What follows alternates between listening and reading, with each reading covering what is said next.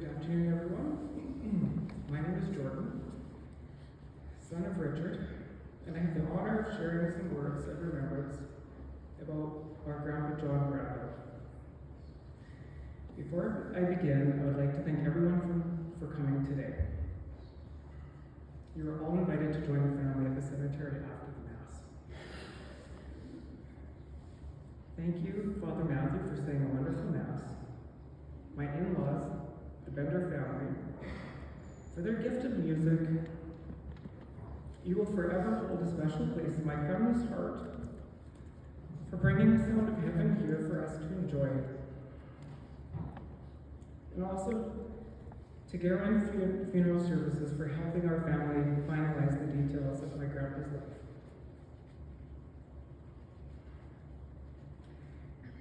They say that grief is just love with nowhere to go. And so before I begin, I'd like to ask my family to feel, to cry, because when you feel, you can heal. At the end of a life, I believe we must answer a question. Did my life have impact?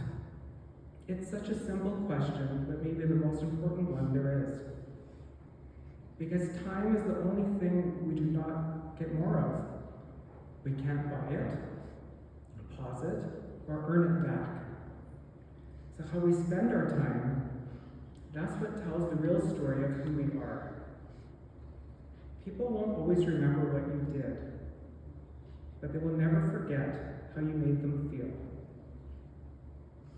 Standing here today, I can say without a doubt, Grandpa, your time mattered. You made an impact. Grandpa may not have always had the words to express his feelings, but he showed you how he felt. And as a kid, I didn't always understand that. But as I've gotten older, I've realized I learned some of life's most important lessons from him.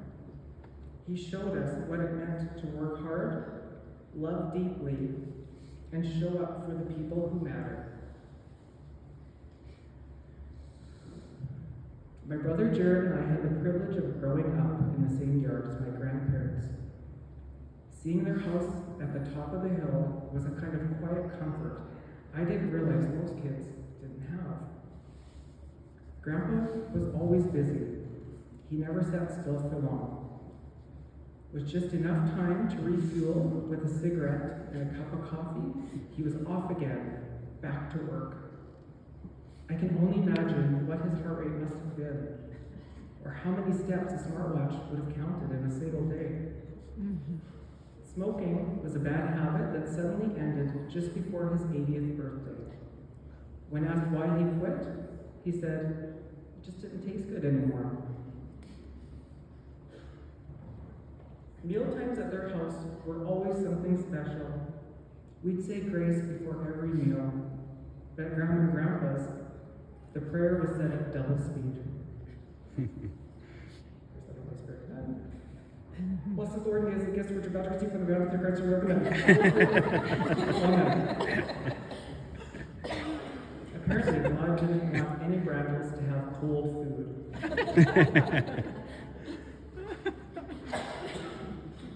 They also had the tradition of critiquing their food. Yeah, those dills have too much salt. Not enough sugar, Grandpa would say. Or Grandma might shake her head and say, the buns didn't rise quite right. I remember thinking everything tasted perfect. Later, I came to understand this wasn't criticism. It was teamwork. They cooked together. From sausages to horseradish, pancakes to burgers, they had perfected their recipes as a duo. Like any good chefs, they held their food and each other to high standards. Grandma was always so proud of Grandpa and would proudly show me his records from the Brandle Orchestra. To me, he was a star. He was the only person I knew who had ever been on a real record album. That completely blew my mind. I remember hearing him practice his saxophone in the meat house or down in the basement, the sound drifting through the walls like a secret performance. I could picture the people at those dances, smiling, twirling, enjoying the music. Even back then, I knew there was something special about the way he played. It wasn't until I started playing the saxophone myself that I realized Grandpa didn't even know how to read music.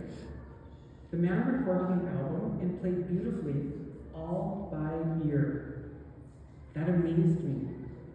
He once taught me how to play the blues for waltz just by humming the melody and pointing to the keys on the saxophone. Playing music by ear was a whole new language, and a gift I've come to deeply admire, as not every musician can do it. He was also incredibly thoughtful in the everyday, practical ways that often go unnoticed. On the farm, washing your vehicle with raw water usually left white spots behind. Grandpa had a solution. He'd collect rainwater in a tank off one of his downspouts. It would tell you to bring up your car for a proper rainwater rinse. And once he discovered the chamois cloth, he became a firm believer in its magic, proudly showing you just how much better your car could look with that little extra care. I saw how he and Grandma supported my dad after his divorce, making sure he was cared for, well-fed, and never felt alone. Their love was steady and unconditional, and in Grandpa's later years, that care came full circle. My dad checked on him every day, bringing groceries, fixing his hearing aids, helping with his phone, or just stopping by to say hello. And if Dad couldn't be there, Cindy was. Together, they made sure Grandpa always felt supported, connected, and just a phone call away from the people who loved him. One thing I'll never forget is how Grandpa handled what could have been a difficult conversation when I was marrying Curtis. But that moment never came because it didn't need to. When he and Grandma met Curtis for the first time, they welcomed him with open arms, just like they would anyone else in the family. When they found out Curtis was Catholic and German, they were absolutely delighted. It felt like he belonged from the start. They saw his faith, his love of music, and most importantly, how deeply he loved their grandson. And for them, that was enough. Love was everything. Looking back, I realized I had underestimated their ability to understand what Curtis and I shared. That our love was just as real and as worthy. I thought they might be too old to get it, but I was wrong. What I learned that day was that love, when it's true, is recognized by the heart, no matter how many years it's lived. Grandpa loved Grandma deeply and patiently. He told me about the night he met her at a dance he was playing at. He fell in love right then and there. And he waited 5 years until she was old enough to marry. That love never faded. Their love story was beautiful, and when tragedy struck in their later years, Grandpa showed all of us what the vows in sickness and in health meant. When Grandma fell into a coma, he cared for her tirelessly. And as the days turned into weeks, and the weeks into months, he stayed by her bedside every single day, praying, hoping, and just being there in case she opened her eyes. It was during this time that he learned how to use his iPhone, or as my grandma affectionately called it, the texting machine. He started sending updates to the family, and just like that, Grandpa was part of the family group chat. It gave him a new way to stay connected, and he didn't just stop at texting. From there, he fully embraced technology. Before we knew it, John Brandle was popping up on Facebook, Instagram, even Pinterest. But his favorite, by far, was YouTube, where he could watch recipe demos, home improvement videos, and of course, old-time dance music he used to play. It was like a whole new world opened up to him, and he dove right in, curious and excited to keep learning. You are never too old to learn something new.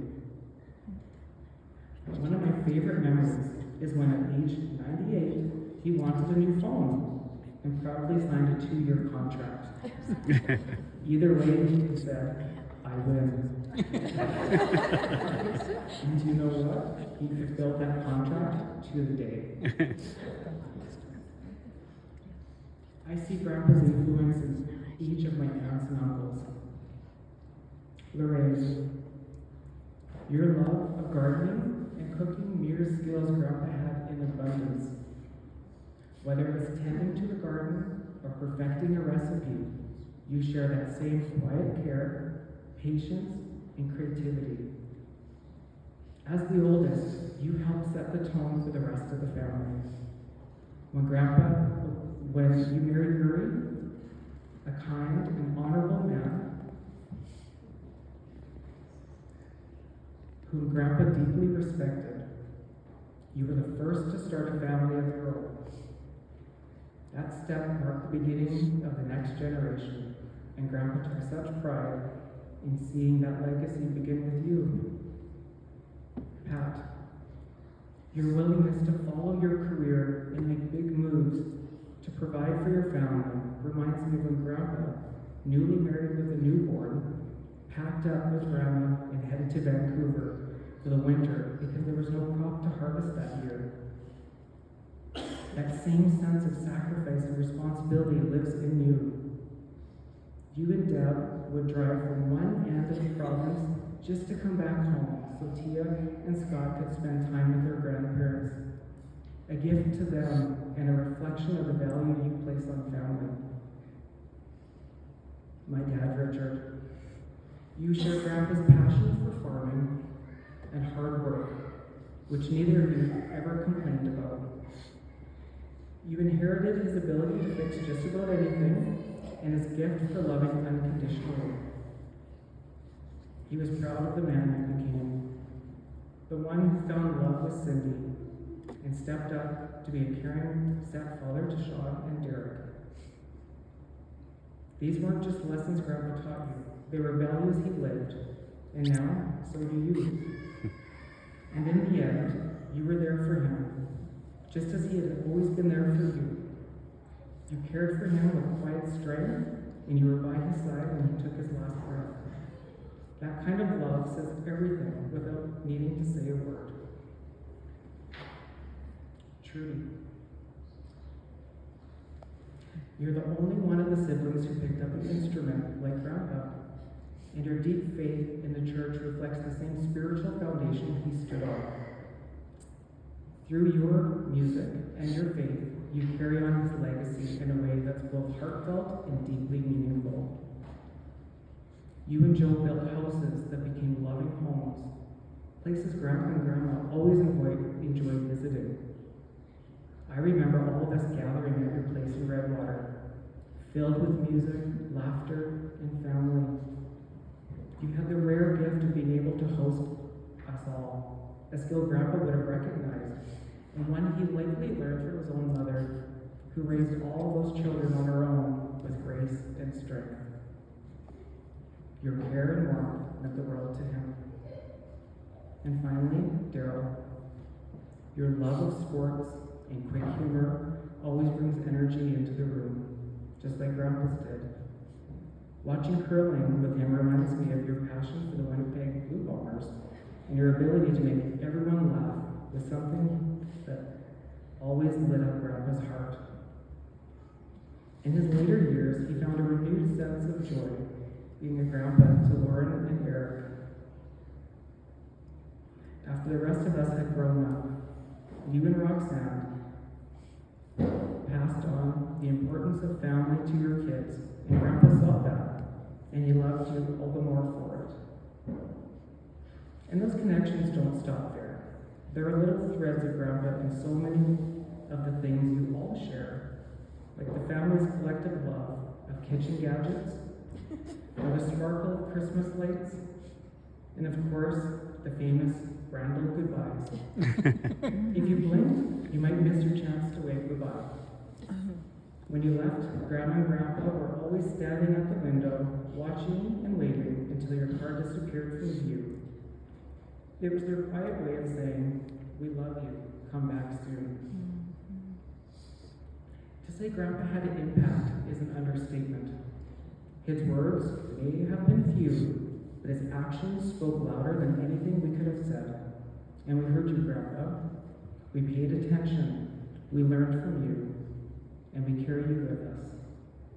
He used to say, "Yeah, I got no time for that." And yet he lived 100 years and still felt he didn't have enough time. But in heaven, there is no time. No more rushing. No more work waiting. Just peace. And as we say goodbye, I like to picture him and Grandma